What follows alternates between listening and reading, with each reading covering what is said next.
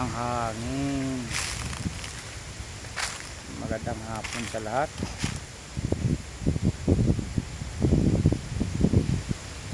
Dito kami ngayon sa likod ng aming tahanan dahil balak mag bonfire ng mga Paulis clan. Wow.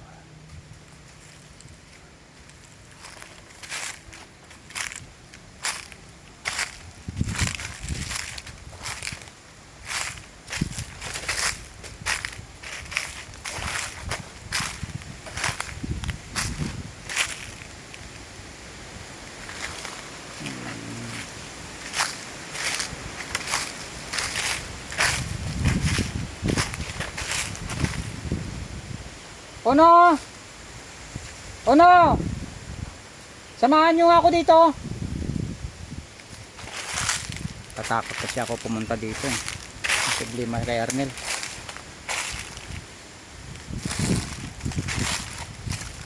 Sobrang sukal na yung aking paligid.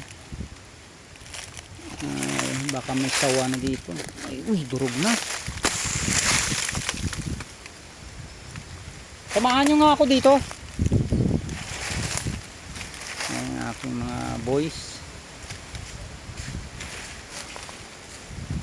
Sobrang sukal na naman dito. Ayan. Si Brother Ono, si Bonso.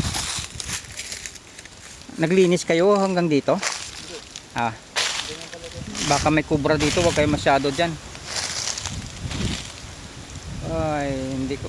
Yung mga saging natin dun sa baba, ano na kaya nangyari dun? Uy, kadaming bunga ng ano, papaya oh.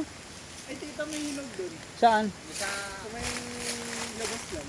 Oh. May mangga mo dun. Oo. Apat ata dito. Oh, kunin nyo na. Yan, yan yung lugar ng mga Koreans sa loob ng Clark yan. Ayan. Ayan. Ayan. Pinaikutan na kami ng mga Koreano dito. Ayun, ang daming bunga ng papaya oh. Oh, may mga hinog oh. Kailan paano tayo makapunta dyan? Sukal.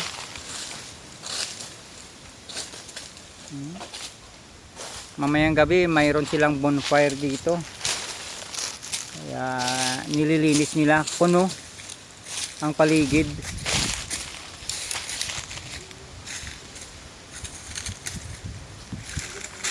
Wala kayong makitang bunga ng saging?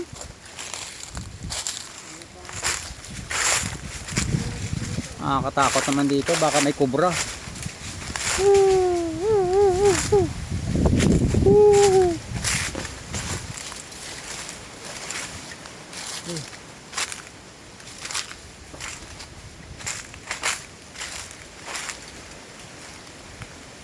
Noy, tingnan mo yun oh. Bunso, ali ka.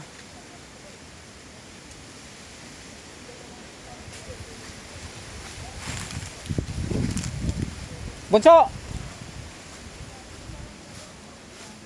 Nandito na pala yung aking Mama Miriam.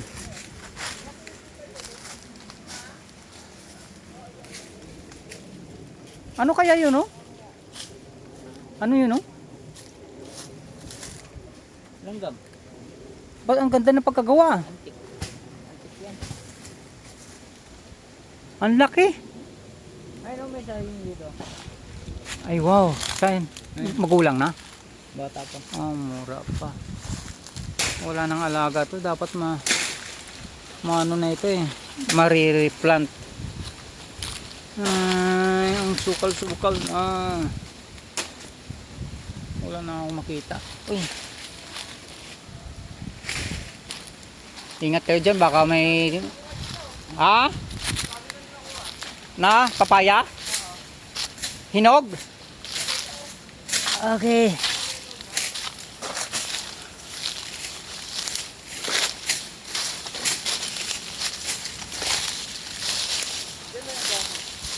Pakita mo yung papaya na hinog. Nasaan? Ayun kuya, no?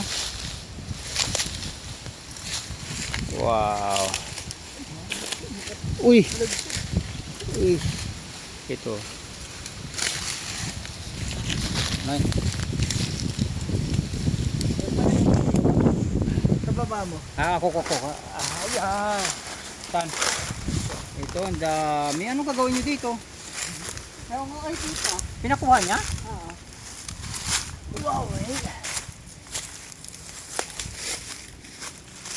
What's up, guys?